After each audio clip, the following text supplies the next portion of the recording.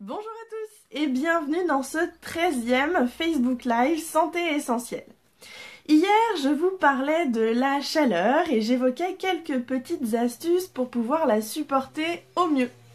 Aujourd'hui, j'ai envie de vous parler de ma manière un petit peu particulière de supporter la chaleur et autrement, même lorsqu'il ne fait pas chaud, de pratiquer mon métier d'ostéopathe un petit peu différemment. Donc aujourd'hui, j'avais envie d'évoquer avec vous l'ostéopathie aquatique, c'est-à-dire l'ostéopathie adaptée au milieu aquatique. Ce n'est pas une pratique à part qu'on pourrait apprendre directement, c'est vraiment de l'ostéopathie que l'on transpose dans l'eau. Donc l'idée aujourd'hui avec ce Facebook Live, c'est que vous puissiez me rejoindre et puis que vous puissiez me poser peut-être des petites questions si l'ostéopathie dans l'eau vous intrigue, vous interroge, pour que nous puissions justement en discuter ensemble. Donc l'ostéopathie aquatique, pour moi, ça a été une évidence qui est apparue au cours de mes études d'ostéopathie. Car je travaillais pendant l'été, au lieu de faire un job simplement, on va dire, alimentaire durant les étés pendant mes études, j'ai eu envie de travailler vraiment au contact des gens pour leur bien-être. Et j'ai eu la chance de travailler en thalassothérapie. Et en plus de faire des massages, des soins, et de donner des cours de gym pour prévenir le mal de dos, j'ai eu la chance de travailler en piscine, en bassin.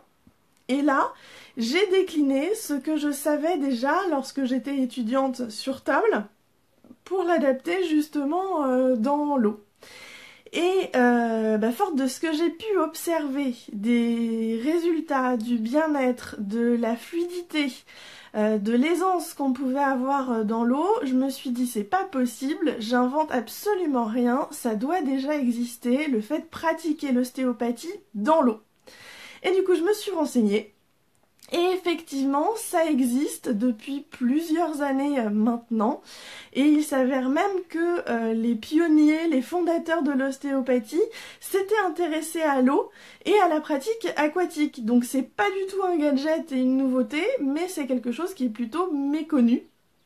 Et qui peut susciter justement de l'appréhension où on se dit mais qu'est-ce que c'est que ce truc, c'est une nouveauté pour se différencier.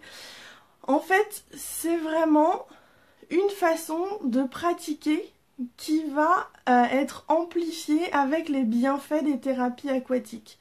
On en parle de plus en plus des thérapies aquatiques, on connaît la balnéo avec la kinésithérapie dans l'eau, et ne serait-ce que les bienfaits de l'eau chaude avec la flottaison.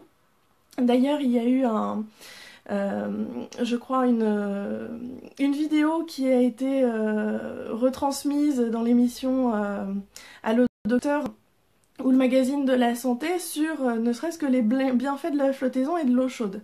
Donc l'idée c'est de pouvoir en fait justement utiliser la flottaison, le fait de se sentir porté, d'avoir un relâchement et une détente avec l'eau chaude, en plus de ce qu'on peut faire déjà en ostéopathie.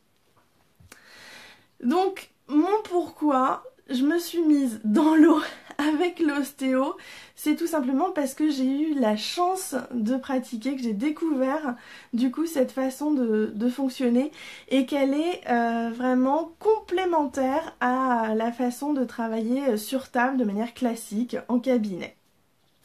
Bien entendu, quand j'ai eu cette idée-là et qu'à la suite de ma soutenance de mémoire de fin d'études et avec mon diplôme en poche, je suis allée auprès de Ségolène Villeper me former à Aix-les-Bains.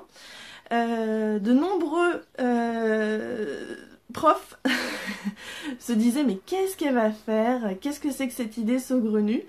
Et certains se sont posé la question, se sont renseignés, m'ont posé des questions. Certains sont restés sur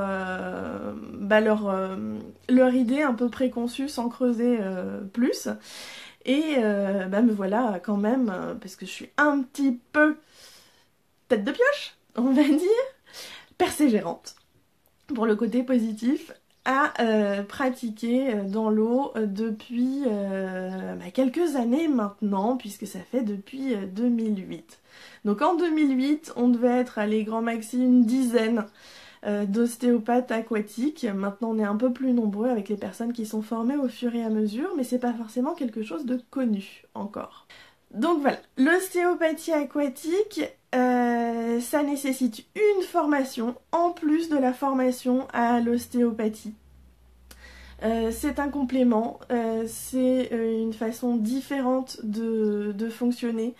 Pour envisager aller dans l'eau en consultation d'ostéopathie aquatique, il faut forcément avoir vu le patient en consultation classique sur table auparavant et savoir si c'est judicieux d'amener en suivi la personne dans l'eau, parce que ça convient pas forcément à tout le monde et qu'on n'aura pas forcément d'intérêt à aller en plus mettre la personne dans l'eau. Mais l'idée de l'eau, c'est qu'on peut avoir une approche dans toutes les dimensions de l'espace, que le thérapeute ostéo se place en point fixe et que c'est le patient lui-même qui vient dérouler ses tensions, que bien sûr la moindre pression que l'on va exercer a une répercussion sur le corps entier et le fait bouger, donc on a intérêt en tant qu'ostéo à être bien campé sur ses appuis. Que les ressentis sont différents justement parce qu'on est dans l'eau. C'est pour cela que ça nécessite un apprentissage.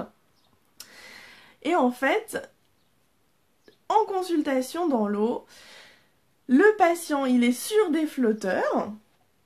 Donc, hop, je vais vous montrer un flotteur. C'est peut-être pas forcément évident. Donc ça, c'est un flotteur qui va sous la tête. Donc on a la tête à moitié immergée, en fait l'eau elle va être juste là, parfois on a besoin de mettre des bouchons d'oreilles pour que l'eau ne gêne pas, mais autrement on se retrouve avec de l'eau dans les oreilles, mais normalement ça vient faire en sorte de mettre dans une bulle. Et puis d'autres petits flotteurs qui sont là, qui sont en fait positionnés au niveau des chevilles. Normalement, le simple flotteur au niveau de la tête et les flotteurs au niveau des chevilles permettent aux patients allongés sur le dos de flotter en toute tranquillité. Parfois, si jamais les fesses coulent un peu, on a besoin d'une ceinture de flottaison, mais c'est vraiment très rare. Donc, dans l'ostéopathie aquatique, patients et praticiens se retrouvent dans l'eau. La consultation, comme une consultation d'ostéopathie classique, nécessite un temps qu'on appelle d'anamnèse, c'est-à-dire de questionnement, pour comprendre pourquoi la personne vient à consulter, pour essayer de comprendre les différents mécanismes déjà par rapport aux questions qu'on peut poser. Puis on se retrouve dans l'eau, avec un petit temps d'explication de comment ça va se dérouler. On met en place la personne, puis vient un temps d'observation, un temps où on va tester en se servant des ondulations, un autre temps avec le traitement en lui-même, puis un temps d'intégration et de récupération où on va placer la personne du coup assise encore dans le bassin pour qu'elle puisse récupérer et évoquer tout ce qu'elle a pu ressentir. Donc les bienfaits de l'eau chaude, c'est le relâchement musculaire, c'est avec la flottaison, la mise en évidence des tensions faciales, musculaires qui existent et qui du coup deviennent vraiment significatives et observables de l'extérieur quand on met la personne sur les flotteurs en piscine. Donc les fascias, ce sont les membranes qui entourent tous les organes et qui relient tous les organes entre eux. Donc quand on a une tension dans le corps, elle peut se sentir même à distance par le jeu des fascias. Voilà. Donc, pour répondre à vos questions, pourquoi je suis venue à l'ostéopathie aquatique? Parce que, par la force des choses, je me suis retrouvée dans l'eau et j'ai fait des essais, je me suis dit, c'est pas possible, ça existe sûrement déjà, vu tous les bénéfices qu'on peut en obtenir. Ou on pratique l'ostéopathie aquatique dans un bassin d'eau chauffée, minimum 32 degrés, en essayant de se rapprocher de la température du corps à 37 degrés. Alors encore plus sympa quand on peut avoir un bassin d'eau de mer, parce que la flottaison est encore plus importante. Quand, après avoir eu une première consultation d'ostéopathie classique en cabinet, quand on pense que pour le suivi, ça serait judicieux, comment? Je vous ai expliqué un peu le déroulement d'une consultation. Avec qui? Auprès d'un ostéopathe qui est pleinement ostéopathe et qui ensuite s'est formé à la pratique et l'adaptation dans le milieu aquatique. Pour qui? Pour les personnes qui ont du mal à se détendre sur table, à lâcher prise, à laisser aller. Pour les personnes qui ont tellement mal qu'elles ont des difficultés justement à accepter de lâcher un peu pour que le praticien puisse effectuer les différentes manipulations nécessaires. Pour les personnes qui ont du mal à se mobiliser, les personnes en situation de handicap, pour les femmes enceintes, pour les personnes obèses, pour les tensions et les dysfonctions liées à des choses de l'ordre de l'émotionnel, parce que l'eau, c'est un milieu enveloppant. On a vraiment pas mal d'indications qui peuvent amener dans l'eau, et même le fait de craindre l'eau n'est pas forcément une contre-indication en soi, à condition que le thérapeute soit bien formé et qu'il fasse justement attention à toutes ces petites choses. Voilà. Donc c'était la présentation de l'ostéopathie aquatique.